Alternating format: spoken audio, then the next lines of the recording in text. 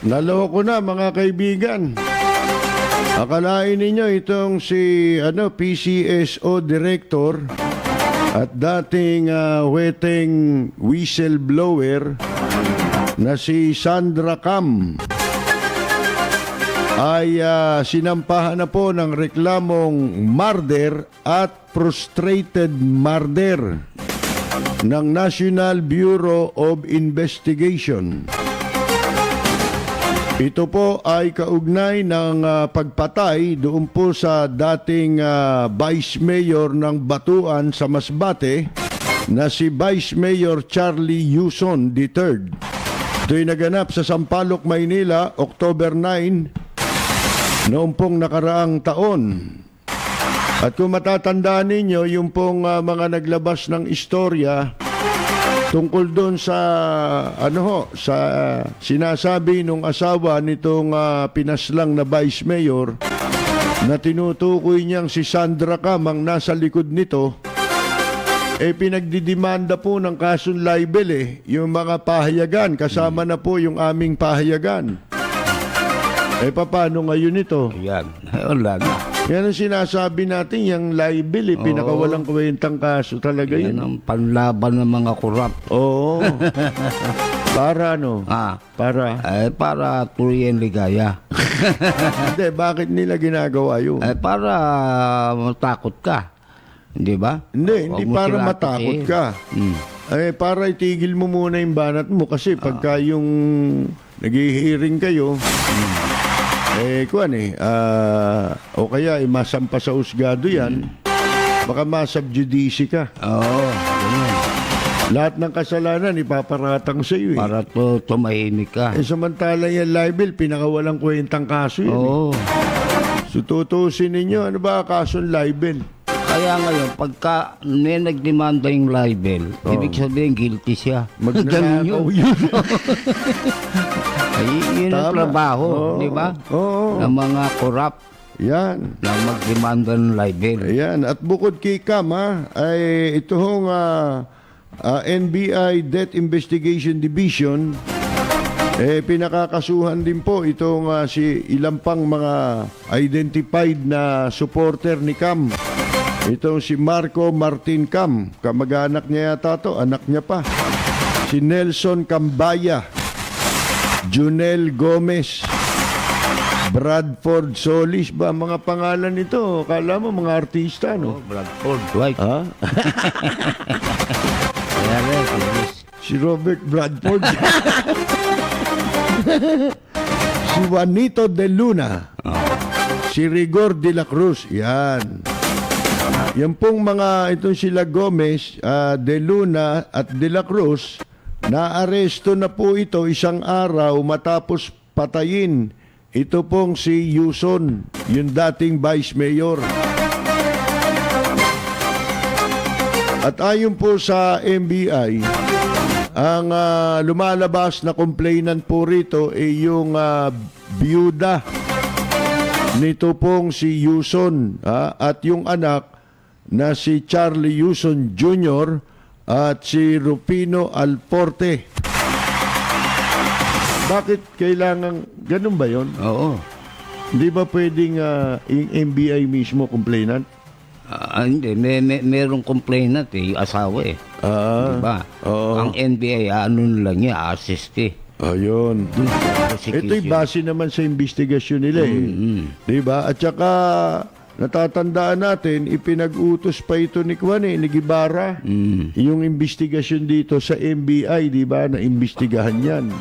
Nangyari yan, malapit sa amin Sampaloc nga. Sampaloc yan. Naglakad lang yung bumaril Maganda Maynila ngayon, ano? Oo, ganda. Nagiging lugar ng patayan. Di ba kamakailan lang, may mayor na pinatay dyan? Meron, no?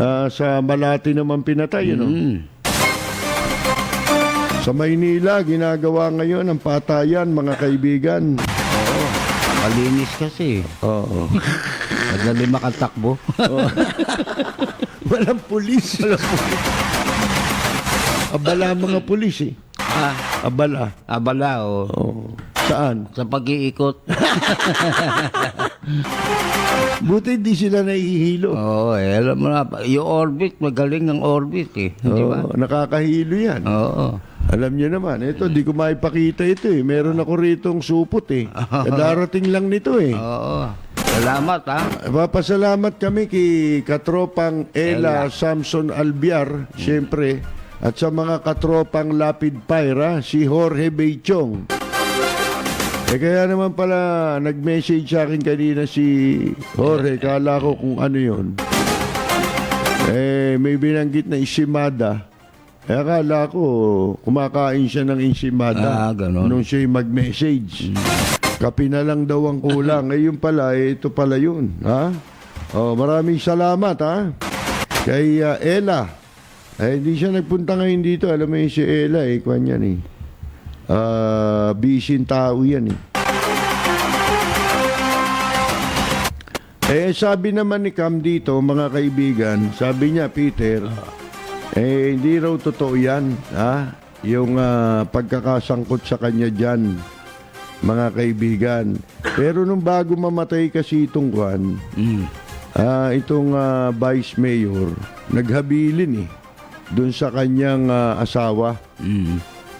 Sabi niya rin sa kanya raw asawa, yun doon sa asawa. Ha? Sinabi sa kanya na si Sandra Cam lang ang pwedeng gumawa ng masama laban sa kanya.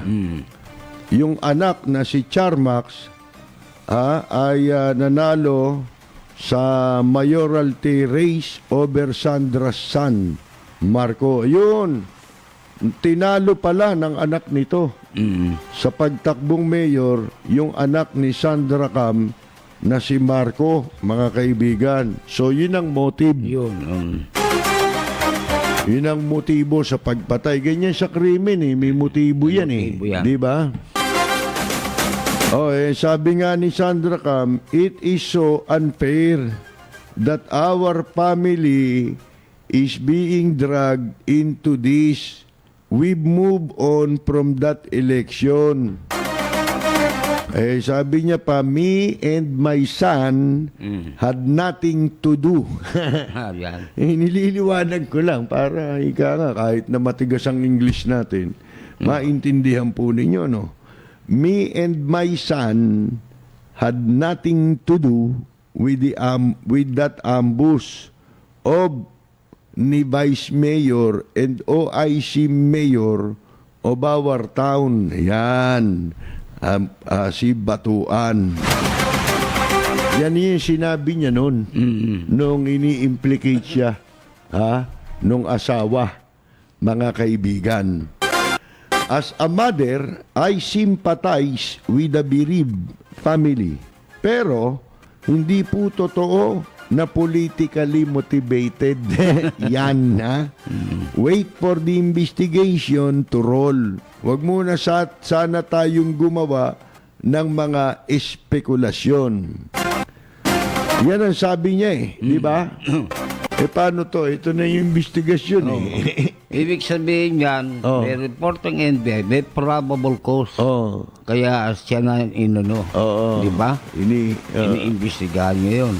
Ito na nga ang resulta. Di ba? Sa gawa ng investigasyon ng NBI. May probable cause. At nakita na ikaw ay dapat kasuhan. Yan. Paano yung kinasuhan mo ng libel? Wala na yun. Absuelto na yun. Academic na yun. Kasi ikaw, demanda ka pa ng demanda.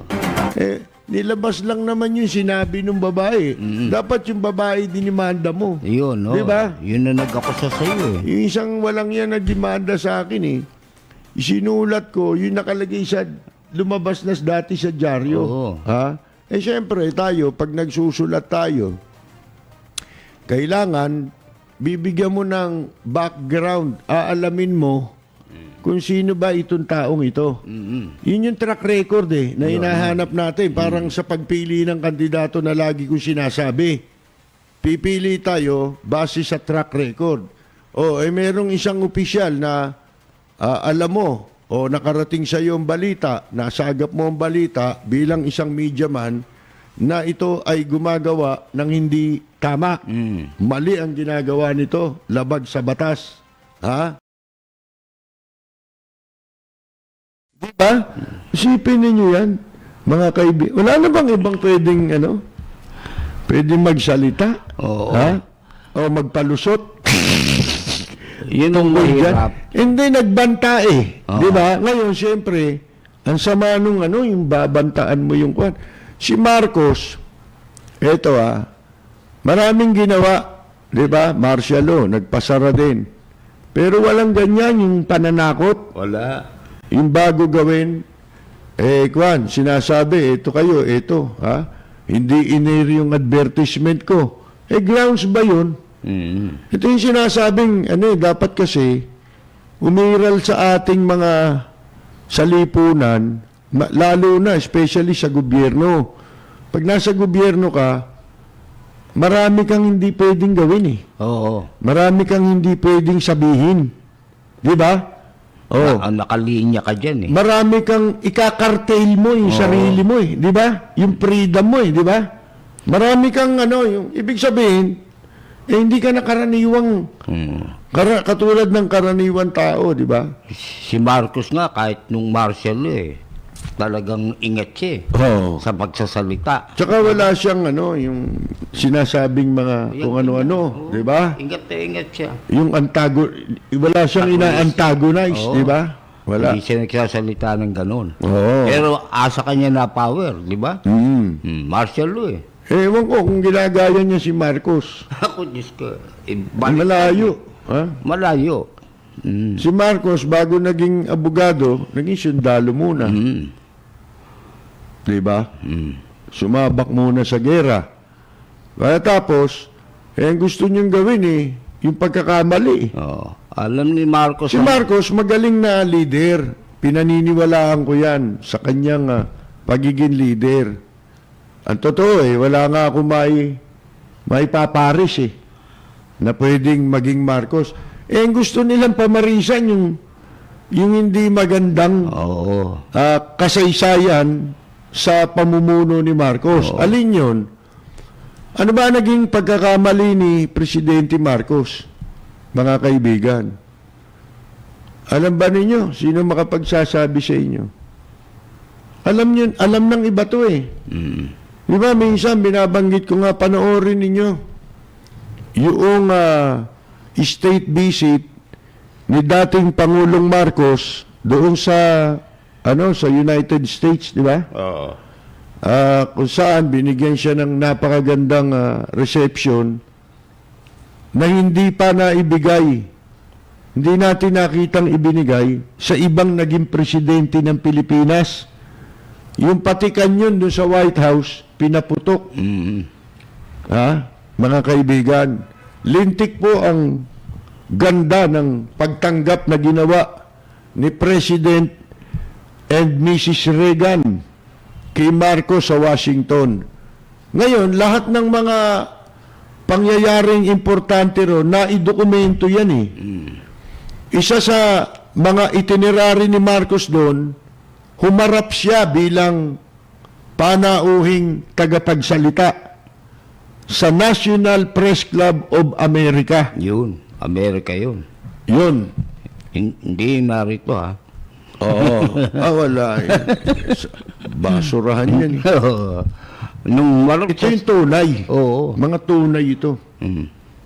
Ngayon, yung presidente ng National Press Club doon, ang mismong nagbabato ng tanong kay Marcos. Siya ang unang nagtanong. Babae yun Alam niyo ba kung ano itinanong kay Marcos? Doon makikita niyo na ninyo ang naging parang kung tawagin Waterloo. Kung ano yung naging sanhi ng pagbagsak sa kapangyarihan ni dating Pangulong Ferdinand E. Marcos. Ang galing ni Marcos sa diplomacy, magaling si Marcos Ang galing sumagot doon sa tanungan na yun ng mga miyembro ng National Press Club of America. Ano yung tinanong sa kanya? Totoo ba Unang tanong sa kanya sinisingil mo ng mahal na upa ang Amerika doon sa mga base militar sa Pilipinas. Ayun. Yun agad. Yun na ho yun Mga kaibigan Senyas na yun. Signal na yun Hindi, yun yung pinagmulan. Oo. Yun yung cause, mga kaibigan. Kasi pati yung pagtanong ng reporter, galit Mga kaibigan Sinagot sila ni Marcos Hindi niya minura. Hindi niya sila minura. Kaya doon, lalong napahiya yung mga Amerikano. Kasi ang galing sumagot ni Marcos. Mga kaibigan, sinabi niya na mga kasama ng Amerikano kami sa gera. Sama kami lumaban, gano'n, ganito. Ilang gera yung magkasama, anya. Ilan ang namatay sa mga Pilipino, sa mga kababayan ko, nagbuwis ng buhay dahil sa mabuting relasyon ng Pilipinas at ng Amerika. Lintik, di ba? Oo. Pagkatapos yun nga, yung compensation para dun sa mga ginawa ng Pilipino rin na pagtataya ng buhay. Parang hindi nabigyan. Na natumbasan ng pagkilala. Hindi yung garapal. Yun ang ibig ko sabihin. Alam niyo na ibig sabihin nun di ba? Pero, yun ang pinaka dahilan kung bakit bumagsak si dating Pangulong Marcos sa poder ng kapangyarihan. Ikinagalit sa kanya ng Amerikano. Hindi pa siya antagonistic nun. Ito mga kaibigan Talagang derechahan yan alam niyo na ba?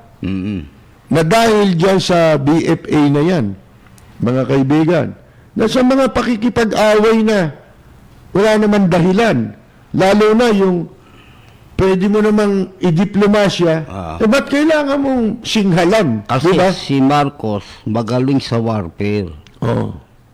Hindi crime.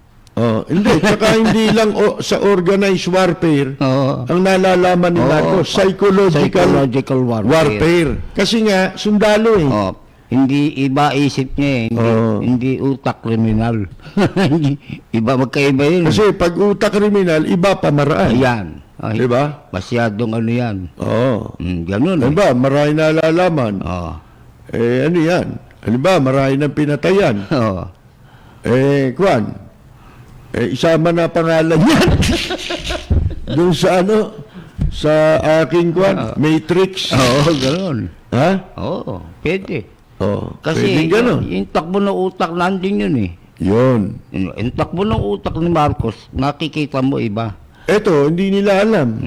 Yung mga sinasabi natin na bilang babala sa posibleng pwedeng maging resulta ng mga maling pagpapasya, yung padaskol-daskol na pagpapasya, katulad sa BFA na kinansila, mga kaibigan. Dahil lang sa ang ginagamit na justification yung pagkansila din sa visa lang ng isang tao. Mga kaibigan mo yan, naiintindihan namin kung kahangahangang katangian din yan. Yung mabait ka masyado sa kaibigan. Pwede mong, pinakikita mo na pwede mong itaya lahat. Pwede yan, hindi ka presidente. Dahil dun sa pagpapakita mo ng pagpapalaga sa kaibigan, nakalimutan mo, may responsibilidad ka sa taong bayan at sa bansa. Yun na itinaya niya Hindi ka naman dyan nanumpa Di ba? At saka hindi naman halimbawa, maipakikita mo ang pagmamalasakit sa isang kaibigan sa pamamagitan ng ibang paraan. Di ba? Na hindi mo ikokompormiso ang interes ng iyong bansa at ng iyong mamamayan dahil lang sa isang bato. Yun. Gun. Mga kaibigan, sipin ninyo yan. Eto, ano ba sinasabi natin? Marami na. Una, sa ekonomiya. Paano tayo? Hindi nyo naintindihan yun eh. Kumampi tayo, gusto ninyo, yung kinakampihan ninyo, gusto nyo kaming i-compromise dyan. Oo. Pero tinanong nyo ba mga Pilipino? Gusto nyo ba dito na lang tayo sa incheck? Sinasabi nila pati ang Armed Forces of the Philippines, ano sinasabi niyan? Pwede naman daw tayong tumindig sa sarili natin anyway kung nandyan na yan. Di ba? Ano? Oh, salita ng desperado yun. Patayo ka sa sarili mo? Oo. O sa kasama mo naman, incheck? Oo. Bakit pag incheck ang kasama, pwede? Bakit pagka Amerikano, hindi pwede? Tanong ko nga sa inyo, ano mapapala mo dyan? Takita nyo nangyari. Collapse na ang China, ang ekonomiya ng China. Wala na. Wala na yan, mga kaibigan. Hanggat hindi nalulutas yan, o malutas man yan, yung problema na yan, tungkol sa COVID-19 na yan, matagal bago makaka-recover. Oo. At tagilid ang China. Tagilid ang liderato nila ngayon. Akala nyo. Baka dyan magkagulo. Oo. Akala ninyo. Maraming mga dissident dyan. Hindi lang makakibo talaga Nagpapalusot ng video, di ba? Ngayon, di ba, nangyari yan. Sasamantala. Nilulusot nila. Nire-reveal nila kung ano yung tunay na nangyayari sa China na sinusuppress ng gobyerno. Di ba? Katulad yung yung doktor na namatay, na merong paniwala na yun talaga sadyang pinatay. Kasi siya yung naging dahilan Kaya nabulgar yung... Kaya nabulgar yung corona. itong binabalak sana nilang ikalat Ayun. na virus. Di ba? Ngayon, sinabi na natin ang possible na mga consequence na magiging resulta nitong nitong sa BFA issue. Hindi nyo alam, nagsara Wells Fargo. Bangko yan sabihin na natin, maliit lang ang ano niyan dito sa Pilipinas. Maliit. Ilang katao yung apektado? 700. 700. Ito, balita May nagbalita sa akin. Meron siyang 3 pamangkin. Kamag-anak niya. Nasa Amerika ito mga dating teacher ito sa isang kolehiyo, university, na nag-resign bilang teacher at pumasok sa call center bilang call center agent. Malaki sweldo dyan. Ang mga call centers dito, dominated ng American ito O kaya, kung may iba pa, mostly American companies ito Di ba? Na, yung tungkol sa medical records, di ba? Yung call center Ngayon, ito raw 3 pamangkin niya na nag-resign sa pagiging teacher at pinili na maging call center agents sapagkat mas malaki ang sweldo. At saka dito sa bansa natin ngayon, sa Pilipinas, sa ilang taon na ngayon, maraming professional, maraming nakaka-graduate sa kolehiyo, nagtatapos ng kolehiyo, may mga degree, pero marami ang walang trabaho. Ngayon, nagbukas lang ng opportunity, iba-ibang kurso ito mga tinapos mga degree Walang mapasukan, walang trabaho. Pero nung magbukas ang mga call center, nagkaroon sila ng trabaho kahit hindi nila linya yan. Hindi nila pinag-aralan yan. Yan nakakatulong sa ekonomiya natin. Di ba? Siyempre. Mga American mostly yung call center Ito kumukuha ng trabahador di ba? Ang lalaki ng sweldo pa. Malaki ng sweldo. Di ba? Malaki pa kung ikukumpara mo doon sa kanilang tinapos na kurso. Kung yung kurso nila, ang pinapractice nila, talo dito sa call center. Oo. Hindi ba? Malaki ang sweldo. Ayon sa kanya, doon sa nagbalita sa atin, nalulungkot siya kasi itong 3 kamag-anak niya, wala ng trabaho ngayon. Sapagkat yung kumpanya, call center company na kanyang pinapasukan, nagsara na Ayun. Sinara yung dito sa Pilipinas. dito sa Pilipinas. Yan. Kamag-anak niya yung apektado, kaya alam niya. Oh. Totoo, tatapatin ko sa kayo Yung tumawag sa atin, Maka Duterte yun. Siya nagkwento. Nasa Amerika yun. Ngayon, siyempre, malulungkot nga yun. Kasi, kamag-anak mo yan Yun ang, diba? kaya tayong gawa ng indirect embargo. Hindi direkta, pero gano'n ang epekto. Yan yung sinasabi namin Oo. na pwede tayong sanction Oo. Mga kaibigan. Yung BFA, hindi lang ho yun protection ng Amerika. Actually, mutual nga Kasama tayo sa proteksyon. Kung mga nganib, itong Pilipinas, makikialam ang Amerikano. Oo. May treaty. Oo. Yung Mutual Defense Treaty. Kasi pag nanganib tayo, manganganib sila. Oo. Hindi nila pwedeng pabayaan. Na manganib itong teritoryo ng Pilipinas na kanilang pinoprotektahan. Kasi pag napahamak tayo, mawawalan na sila ng kanilang depensa. Oo. Na halimbawa, nasakop ito. Katulad yung ginagawa ngayon sa West Philippine Sea. Oo. Yun na yan Kaya nakita ninyo yung ibang mga katabi nating bansa dito sa Asia, sila lumalaban Mahal mo talaga. Di ba? Katulad ng Indonesia, di ba? Yung Vietnam, ganun din. Indonesia, di ba? May umiikot-ikot na barko dyan. Ba, pinadala nila ng barko. Lumayas Pagka kayo na pumasok pa dyan, gigirahin namin kayo. Di ba? Oo. Oh. Teritoryo nila yun Ano ginawa nila? Umatras sila. Ngayon, makikita mo, pati yung pagputok niyang coronavirus na yan, ang incheck, walang kapasidad yan. Pagdating sa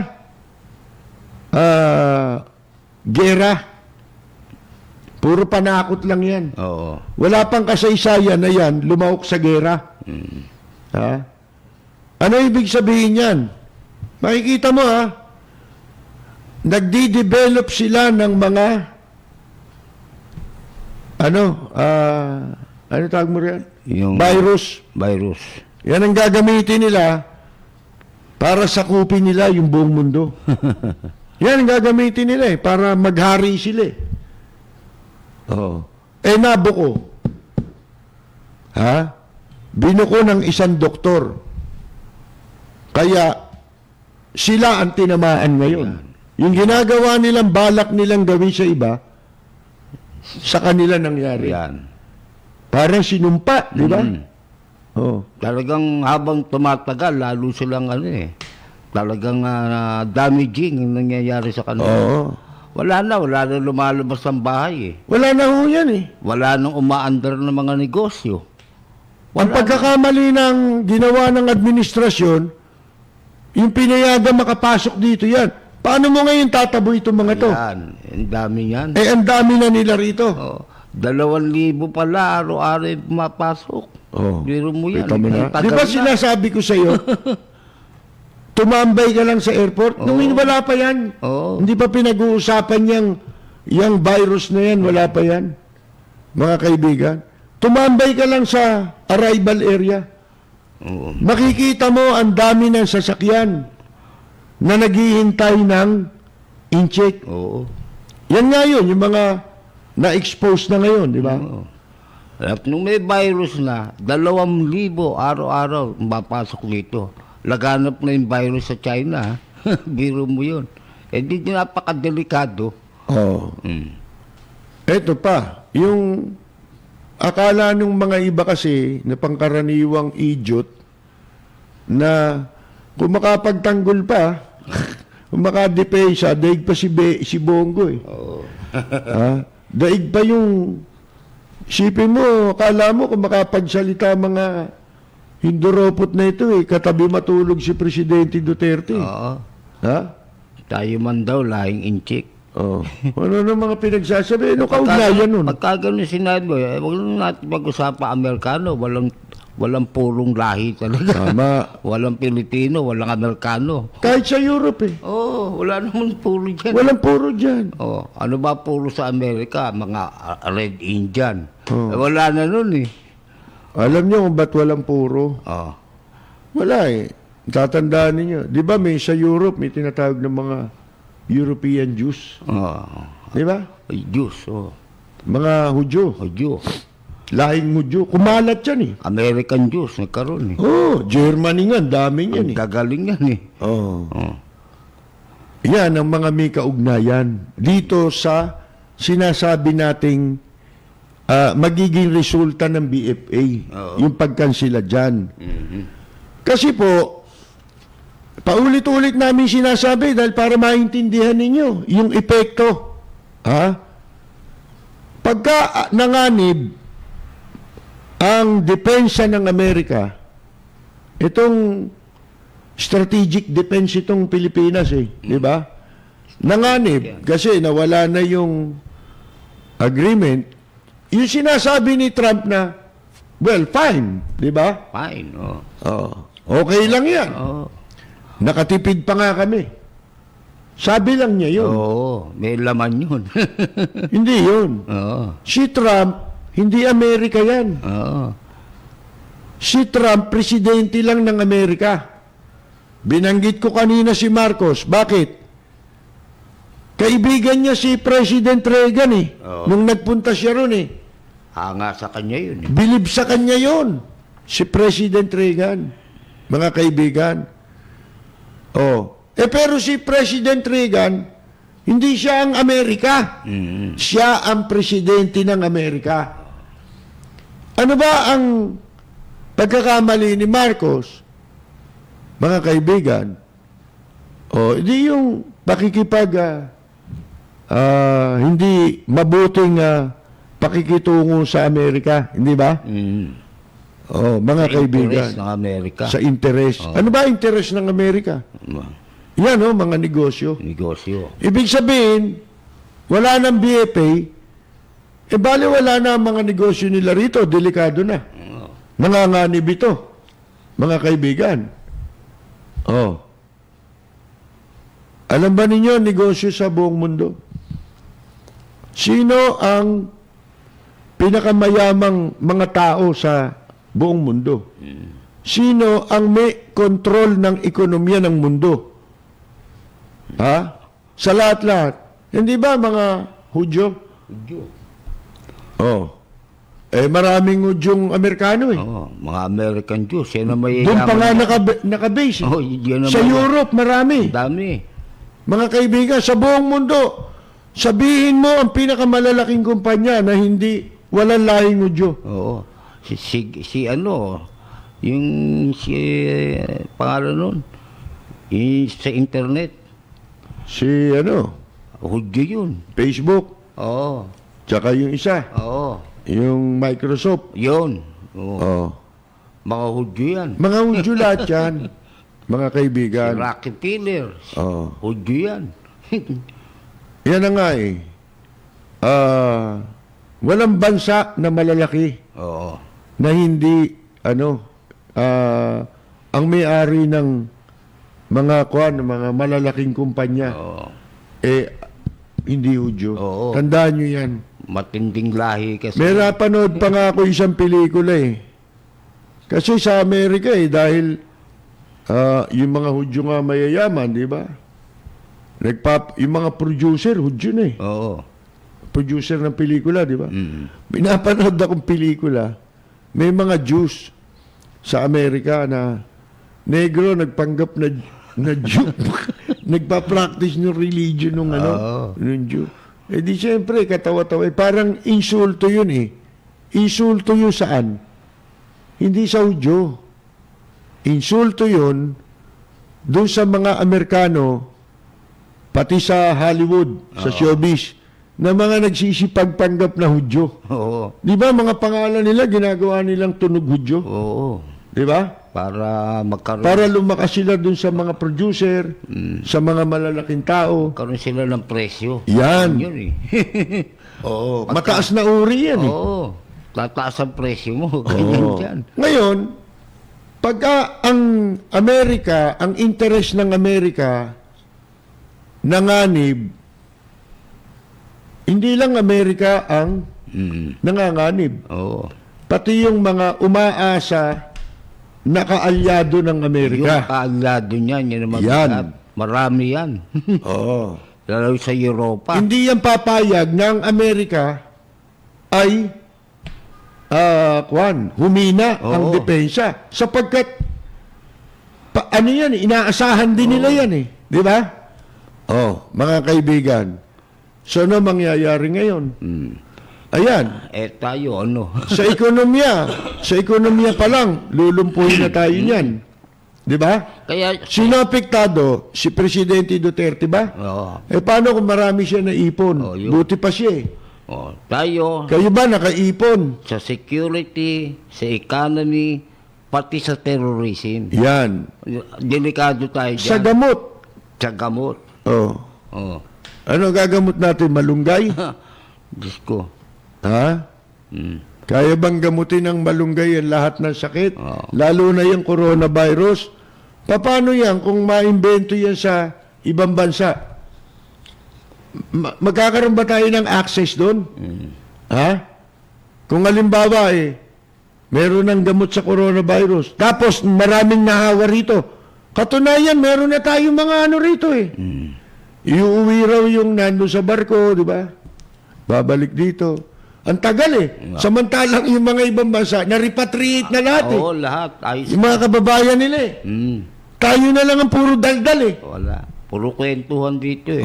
Wala ho tayo. Pag na-isolate tayo, wala tayo. Kita ninyo ang Cuba. Hanggang ngayon. Although sa Cuba, doon na lang ginagamit ng Cuba yung yung kanilang panahon. Makatuklas sila ng mga gamot para sa kanilang mga karamdaman, di ba? Sapagkat may embargo sila, inimbargo sila. Paano kang babangon? Di ba? Yun ang masamang magiging epekto niyan. Tsaka yung intelligence gathering. Wala na eh. Wala tayong intelligence. Binuksan mo lahat eh. Oo. Alam na lahat. Inopen mo eh. Oo. Ano capacity ng Pilipino? Pati kamangmangan ng Pilipino, alam na eh. Mangmang eh. Kita mo? Di ba? Ano ilalaban mo? Alam na wala kang ipanlalaban. Alam na ang military natin, wala namang kapasidad dyan. Doon nga tayo umaasa eh. Oo. Dahil kurap ang ano natin eh. Ang depensa natin, ang militar natin eh. Paanong ano yan, lalakas yan? Hindi ba? Yun. Hindi lalakas yan. Yun ang napakalaking diferensya. Malabo yung sinasabi nitong bagong chief of staff na to. Tatayo sa sarili. Tatayo sa sarili. Hindi ba? Baka kayo lang. Baka tataya. Hindi tatayo. Tataya sa loto. Mga Yung kaibigan. mga ano yun, motherhood statement na lang yun, na hindi naman pwede magkatotoo. Oo. Ganun yan. Para si Panelo. Yun. Sasabihin mo yun daw kwan, yung banta sa ABS-CBN, hindi raw literal. Yun daw Symbolic. fraudulent practices ang tinutukoy na ipapasara. Ang labo mo, teng! Ano na naman ang sininghot mo? Di ba? Isipin mo yan. Sarado na Nag-rugby yata ito eh. Sarado na pasasara mo pa. Talagay ko, ang nilalantakan ni Panelo rugby. Rugby ba? Kaya nangyari, Yung utak niya, nagdikit-dikit na yung ugat, di ba? Sa utak. Mga kaibigan. Yung literal na ipasasara o shutdown, hindi mo maaring i-apply. Hindi applicable yun. Doon sa sinasabi mong fraudulent practices. Malayo. Pwede mo lang i-apply yung sinasabi mong shutdown na literal, kung ang isang bagay ay pwedeng isara. Paano mo isasara yung fraudulent practices? Di ba? Kung yan ay ipapasara mo, di pasara mo yung immigration. Di ba? Puro fraudulent practices yan eh. Di ba? Pasara mo yung custom. Mga kaibigan. Pwede na lang yung terminong gamitin dyan ipatitigil. Yan. Pero hindi pasasara. Yan. Yun. Ipatitigil mo yung fraudulent practice. Pero hindi mo pwede sabihin, ipatitigil mo ABS-CBN. Kaya hindi niya pwedeng sabihin literal yung shutdown na sinabi. Hindi literal yun. Maling depensa yun. Ay, literal pala yun. Literal yun. Ay sinasabi niya, hindi literal. Di ba? Literal yun. Literal yun. Alam niyo, masama nagiging epekto niyan yung inihahalo natin o nila sa kanilang trabaho yung personal. Ayun. Wala kayong karapatang gawin yun Kasi sinisira ninyo ang una, ang batas ang sinisira mo ron Sapagkat lahat ng public official nananagot sa batas yan May accountability yan. At meron silang mga tuntunin na dapat gawin. Di ba? Hindi ka nakaraniwan Iba na ang batas pag ikaw ay nasa government office. Kaya nga may tinatawag tayong Republic Act 6713 o Code of Conduct for Ethical standard. ethical standards for public officials and employees. Yan ho yun. Susunod ka doon. Oo. Hindi mo pwedeng ihalo yung personal mo. Kahit galit ka, babaliwalain mo ang galit mo, kasi ang paramount o mas mataas yung iyong pananagutan Yun. sa publiko. Kasama pa Sa rin. pamahalaan. Magdideklara ka ng salin. Diba? Statement of asset and liability. Obligado yun pagka sa gobyerno ka. Ano pa ang mga halimbawa noon? Katulad ng pulis. Pulis. Yung mga pulis, di ba, nanguhuli ng drugs yan. O kaya ng ibang krimen, di ba? Kapag ka sila, halimbawa, hinuli nila yung sa droga, tinaniman nila ng droga yan. Ang tawag doon, di ba, planting of evidence. May batas yan na kapag ikaw ay nagplanting ng ebidensya, nagtanim ka ng ebidensya, mas doble ang magiging parusa ng batas laban sa sino mang law enforcement, membro ng law enforcement, nagagawa niyan. Hindi ba alam yun? Hindi nyo ba alam yun? Yan yung mga naiiba na kapag ikaw ay nasa gobyerno. Alam nyo, magandang i-practice yan maging ng pangkaraniwang tao. Halimbawa, gusto mo si Presidente Duterte, ayaw mo sa iba. Di ba? Pero hanggang doon lang yun dapat. Hindi po pwede na dahil merong ibang tao na hindi siya gusto, igagawa mo ng away yung taong yun. Gagawa ka ng away para sa taong yun na hindi naniniwala sa kanya. Kagaguhan yun. Hindi tama yun. Yun ay gawain ng mga mangmang ng mga walang sibilisasyon na tao. Kaya nga tayo may batas Di ba? Para tayo maging sibilisadong tao. Pagka ang gusto mo lang, yung pabor lang, kahit mali na ang ginagawa, sa iyo tama pa rin, at yung pupuna sa mali ay iinsultuhin ninyo. Gago kayo. Sa dilang gago. Di ba? Nasabi ko lang, galit na galit yung iba. Hindi nyo ba alam na merong mga pamilya, halimbawa, etong magulang, yung lalaki, Pro Duterte. Meron dyan, yung babae, ayaw kay Presidente Duterte, gusto nun yung kalaban. Ibig nyo sabihin, dapat magpatayan yung dalawang yun dahil magkaiba sila ng paniwala, kundi kayo gagot kalahati. Di ba? Oo. Gusto niya pati pamilya wasakin dahil sa ang gusto ninyo maging kultura dito, yung wala nang oposisyon. At ginagawa ninyong minamasama ninyo kapag ka merong hindi kapanalig ng kasalukuyang administrasyon. Kagaguhan yan. Bakit? Nasisira yung pagmamahal sa bayan. Yun ang dapat ninyong isipin. Sino pa man ang nakaupo sa gobyerno, kailangan ginagawa niya kung ano yung mas makabubuti sa interes ng kanyang mamamayan at ng kanyang bansa. Oo. Halimbawa, nag-e-expose Ba, yun, dapat yun. Kung totoo sinasabi, makatutulong yun. Pag-aralan niyo muna, huwag niyong daldal ka agad. Oo. Unang-una, wala kayong nalalaman sa nakaraan. Yun. Halimbawa, kayo mo kayang expose na binabanggit mo ngayon sa immigration. Ito pala si Chong, kanina nagtanong-tanong na ako sino ba yan?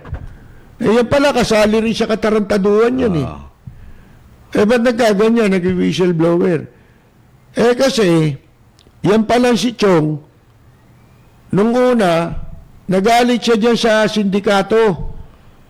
Ang ikinagalit niya, yun daw partihan. Kasi ito, walang yayan yung Den Binsol na binanggit dyan. Binanggit na rin natin nung araw yan nung nakaraang taon doon sa human smuggling. At sa katotohanan lang, etong kaso ng Incheck, hindi pa ito yung tip of the iceberg pa lang ito pagdating sa corruption. Napakarami pang corruption. Yung lifestyle check na sinasabi, isasalang sa lifestyle check, kung totoo yung lifestyle check, kung tototohanin yun, suwak lahat yan. Sabihin ko sa inyo, yung Den Binsol na binanggit dyan, 5 bahay nun. May kabit yun. May kabit yun dyan sa immigration. Supervisor. Mga kaibigan, ay yaman na rin nun. Kabit lang yun, mga kaibigan. Ang pangalan nun nabanggit ko na rin dati yun Sus Mariosep. Ang hirap sa inyo Kaya kami, paulit-ulit Kailangan ulitin Ito, si Den Binsol, 5 bahay niyan, ang kabit niyan, pangalan yung Malu dyan, supervisor sa airport. 2 bahay nun. Ang pinag-awayan niyan, kaya sumabog yung visa upon arrival racket na yan, yung partihan sa pera. Nagsimula nga yan, di ba kinukwento ko sa inyo, etong Marinas na ipatatawag, bata ni Aguirre ito Kaya nga nila ginawa yung BUA Alam mo kung bakit? Kasi yung tatay nitong Marinas na ito, magre-retiro na walang pera. Sugarol yun, alam ko Walda sa pera yun Si Maynard. Para maipwesto. Siyempre, ikaw si Aguirre, ikaw yung mauupo. Ba, maraming pera dito. Opo, boss. Ito ang gawin ninyo. Para ika nga eh. Yun. Pero tayo, ganun ba, gagawa mo ang pera, o pupwesto kita. Yan ang nangyari dyan. Mga kaibigan, nagsimula ngayon. Etong sila Den Binsol, yan ang umahawak ng pera. Ng koleksyon. Diyan sa immigration, diyan sa airport. Ang partihan nila dati, lingguhan. Lingguhan eh. Pagdating na isang linggo, kung Biyernes yan, nakakamada na yan, biyak-biyak na yan. Ito yung kay ganon, ito yung para sa isang linggo. Kung ilan man yung pumasok, yun ang equivalent ng pera.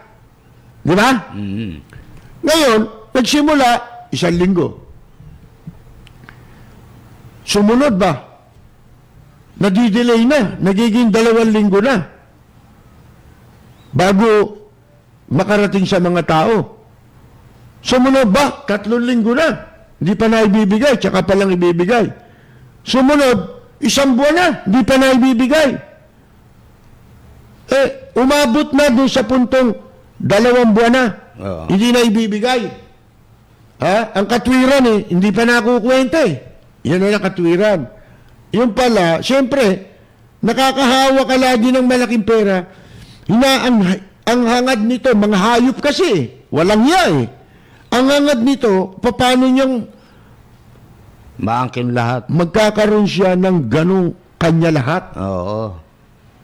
Nag-iisip siya ng pamamaraan. Yung pagkagahaman. Paano ko itong lalamangan itong mga to para mas malaki makuha ko? Yun ang nangyari. Itong si Chong, itong sinasabing whistleblower, umuungol na to nung panahon nila. Gusto ko, makita ko, maging transparent tayo dyan sa kwan Ilan ba talaga yung tao, gano'n. Gusto niya makita lahat. Nakukulitan sa kanya yung mga kwan. Mga kasama niya. Pagka hindi, ikakanta ko yan, ganyan. Nagbabanta na pala to noon pa. Mga kaibigan. Ganun pa man, swapang din pala yan Yan Chong na yan, rumarakit din yan. Nagpapasahero din yan. Yan ang tawag nila dyan Nagpapasahero. Yan human trafficking nila. Ngayon, kasama dyan, hindi lang ang binibiyak dyan, pinaparting pera dyan, hindi lang yung arrival ng Chinese. Pati yung mga papaalis na OFW yung peke. Ayun. Yung mga undocumented. Marami yun. Kung saan nagpupunta, di ba? Lahat ng flight meron yan. Pagkatapos, yung mga kriminal pa. Di ba? Yung mga, halimbawa, ganito, yung, yung in-upload ka sa aeroplano, blacklisted ka Ayusin mo ngayon yun. After 2 weeks, makakapasok na ulit yun. O yung, yung di-deny ka ng entry. Airport to airport ka, blacklisted ka. O ngayon, after 2 weeks, pwede ka nang bumalik. Pamamagitan ng Ayun. Di ba para ka lang matanggal sa blacklist, kinakailangan magkaroon ng tinatawag na lifting order. Ililift yung order. Parang yung ban, travel ban, ililift, tatanggalin. Pero para matanggal mo yun, may proseso yun. Dadaan ka sa Board of Inquiry ng Bureau of Immigration. I-deliberate nila yan. Pero matagal na proseso yun. Kaya ang ginagawa, sinasadya yun. Yung blacklist order. Mas malaki kita nun Yun. Pipilit lang maglagay yun. Pag pumasok dito yun, kahit may tataka ng passport nun, hindi naka-encode sa computer. Hindi nila ini-scan doon. Kasi pag in-scan mo rin, papasok na sa computer yun. Ayun. Para hindi malamang nandito yun, mga kaibigan, hindi nila i-encode, hindi nila i-scan sa computer.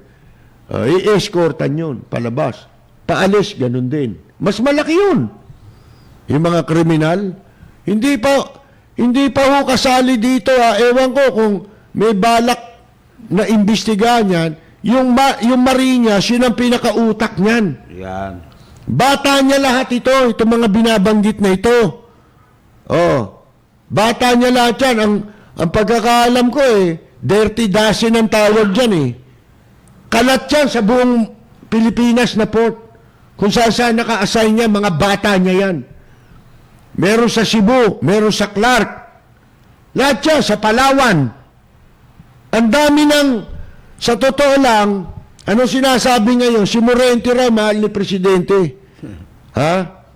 Mahal mo yan, pero wala kang karapatang mahalin mo yan kesa sa pagmamahal na dapat mong iukol at pagpapahalaga sa bansa at sa mamamayan. Oo. Yung katulad nung kay Bato, hindi mo sila pwedeng piliin.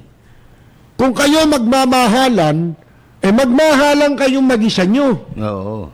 Huwag nyo kaming idamay sa pagmamahalan ninyo. Di ba? Kami, mahal namin ang bansa namin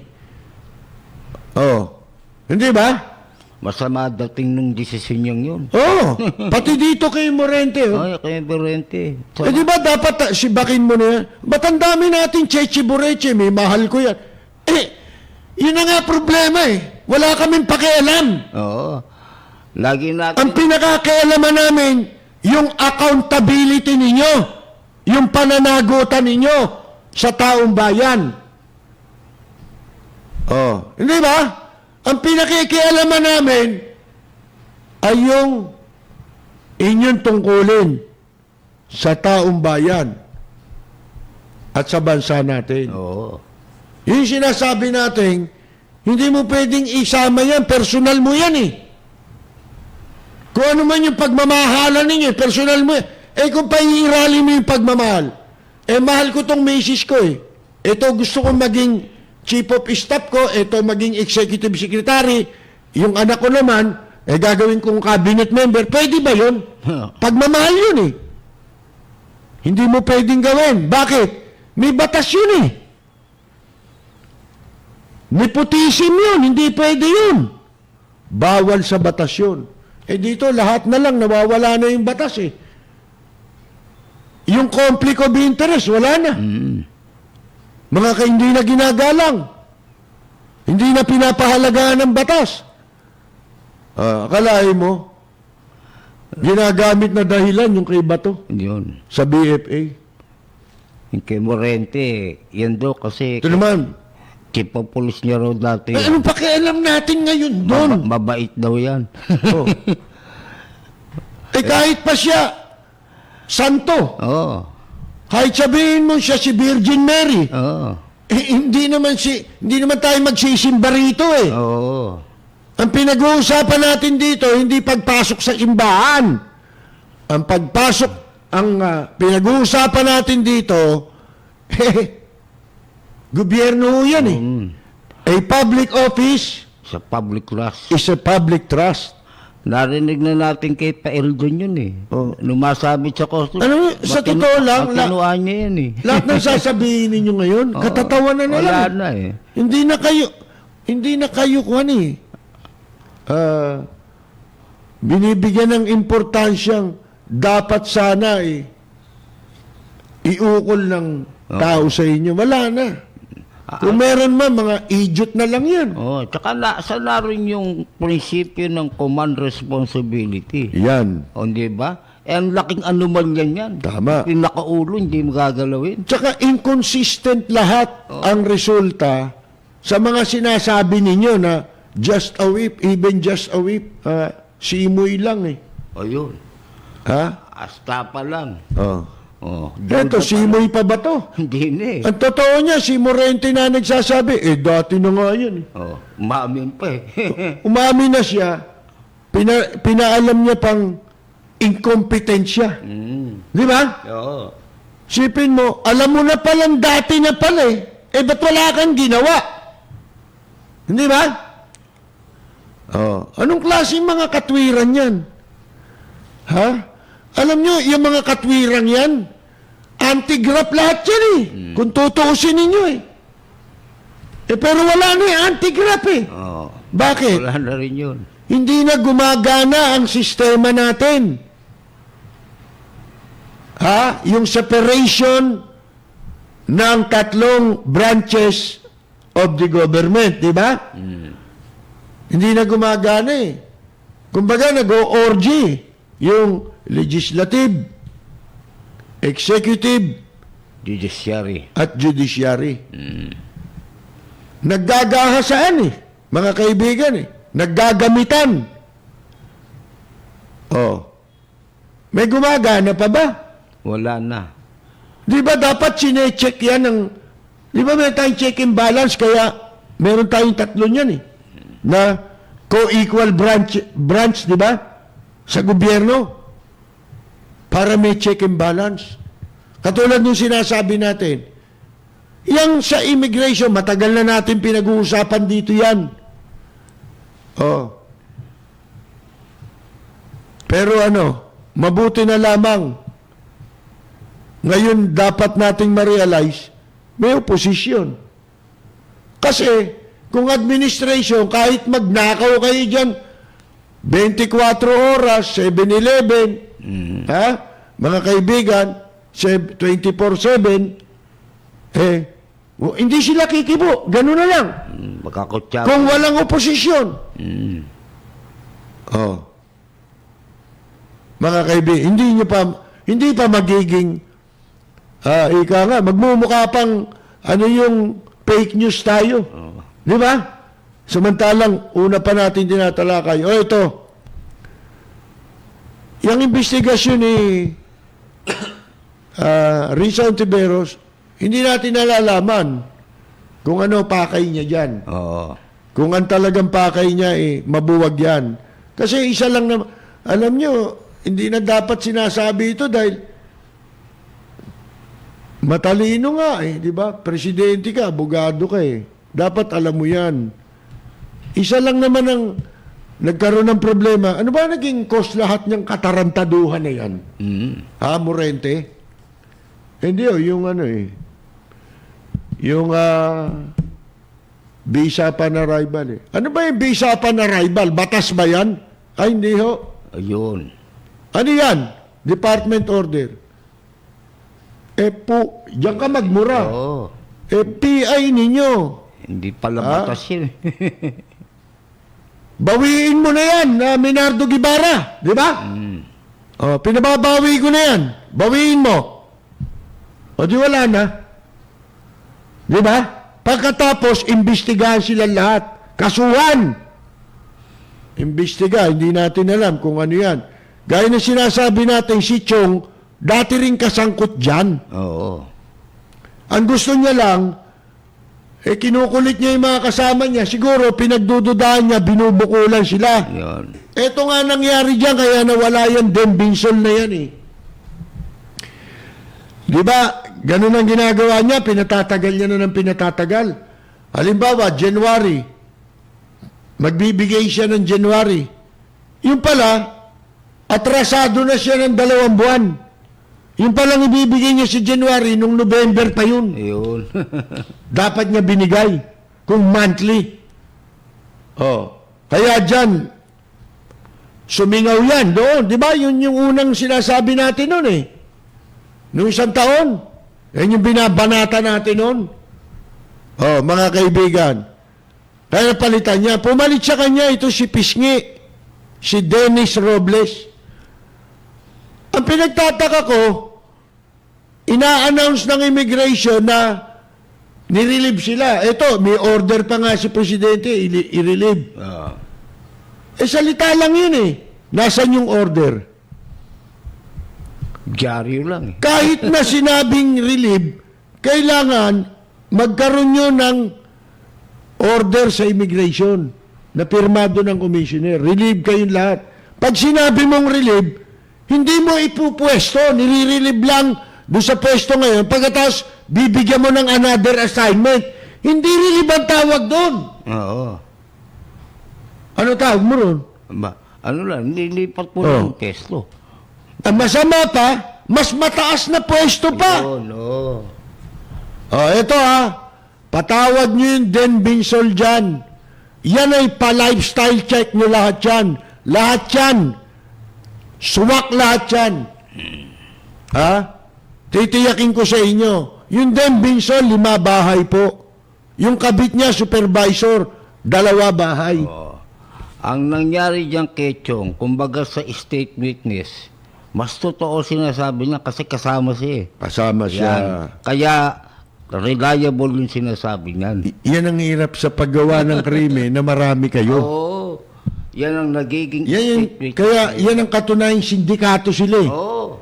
Kasi, sa krimen ho, mahirap gawin yung magkakasama kayo, mambubukol ka. Oo. Pag nambukol ka, may isa lang umiyak dyan, Oo, yari. sumigaw dyan, yari na kayo. Paniniwalaan yun dahil kasama niyo yun. Oh, tsaka sisingaw lahat ang baho ninyo. Alam ang detalye. Oh, hindi ho ba? Mm. Ganun pa man, interesado tayo, dapat mabulgar ito sa taong bayan Pero, kaya namin sinasabi sa inyo to, para karagdagan dun sa inais namin ipaalam, na alam din namin yan. Yan. Mm. Nagtatanong kami. Meron kaming mga source. Hindi katulad ng mga nakikisabat. Wala namang ganun. Pero wala man silang pinaguhugutan ng impormasyon, mga kaibigan, pero makapagsalita, daig pa yung yung gumraduate na may doctorate degree. Di ba? Mga kaibigan, dami niyang nalaman Pala mo, doktorado Pala, hinduropot. So, suma total, Peter, isa lang ang dapat gawin Ang dapat inalam agad ni Presidente Duterte, kumbaga, ito'y kanal na pinanggagalingan ng lamok. Ibig sabihin, para mapuksa mo talaga ang pagdami ng lamok, hindi yung nag-i-spray ka lang. Yun. Hindi yung pumapatay ka lang pa isa-isa ng lamok. O kaya magpapauso ka lang. Lalayo lang yan Ang dapat nyong gawin, linisin nyo yung kanal. Yun. Yung mismong kanal. Kasi doon ang gagaling yung lamok. Oo. Yan ang sabi ni Cauding Bartolome. Oo. Alam mo, award-winning yung sinulat na yan ni Cauding, Palangka. Mga kaibigan. Nawawalan tuloy ng kredibilidad yung aksi niya Oo. Yun may ligtas mo Saka sa yung- morente. Tapos ngayon sasabihin, not yet off the hook. Sabi na naman ng ibang tagapagsalita niya. Pagkatapos niya sabihin yun, tsaka nila marirealize na mali magbabago. Kasi, oo. Tapos pag nabago, ko kung anong klaseng strategy yan Yung parang kay Hitler. Sa, bueno, mga kaibigan. Ang pinakasimple, ang immediate talaga dyan, ay i-recall na yung department order na nag-create nitong visa upon arrival. Yan muna. Kung gusto niyo, kung di ba tanga itong mga ito, di patay ka agad yung issue. Oo. Kasi makikita ng tao na talagang sincere kayo na sugpuin ng corruption. Katunayan ito. Sa bilangguan ng immigration, dito meron silang ano tawag mo yan? Bikutan na Immigration Detention Cell. Detention cell. Di ba ni-raid pa nga ng mga pulis yan ilang beses? Ni-raid ng pulis Ano nakita? Sugala, o ano-ano, alak. May droga pa yata Mga kaibigan Panahon yan ni Morente.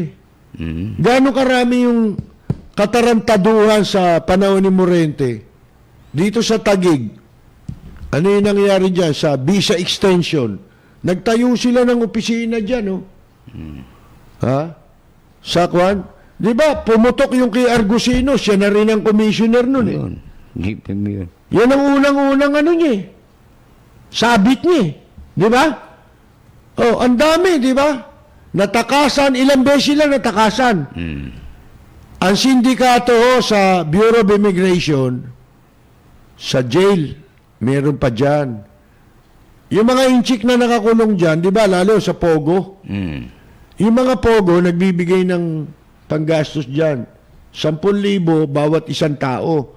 Alam niyo kung sino kustodyan ng pera? Sila. Kasi maliligo, may bayad. Gamit ng aircon, 500. May bayad yon. Cellphone, may bayad yon. Lahat may bayad. Lahat ng gagawin mo ron, may bayad. Pag naubos na wala ka na. Wala na. Hindi mo ma-exercise yung mga, ma-enjoy yung mga na yon. Sip mo, magbabayad ka, maliligo ka. Sa kanila, lahat yun, tinutumbasan nila ng halaga. Sindikato yan dyan. Ang laking sindikato niyan. Yung mga patakas dyan. Pwera pa yung, hingi ka ng permit na ikaw makapunta sa ganon. Makapagpagamot sa ospital. Malalaki yun. Ayun, malakihan yun. Malakihan yun. Para din doon sa airport. Gagawing hotel yung ospital. For the meantime, yan ang gawin ninyo. Pagkatapos, subukan ninyo. Paano mo ngayong hahanapin yung mga nakapasok ditong kriminal? Yung mga prostitute. Diba? Asan yung mga nagluluto ng shabu? Nakapasok yan dahil dyan sa visa upon arrival na yan eh. Diba? Kaya maraming shabu pa rin dito eh. Mga kaibigan eh. Dahil dyan sa visa upon arrival na yan. Saan mo ngayon hanapin yan? Yung Cuevas, hanapin ninyo. Alam nyo ba kung ano trabaho nun?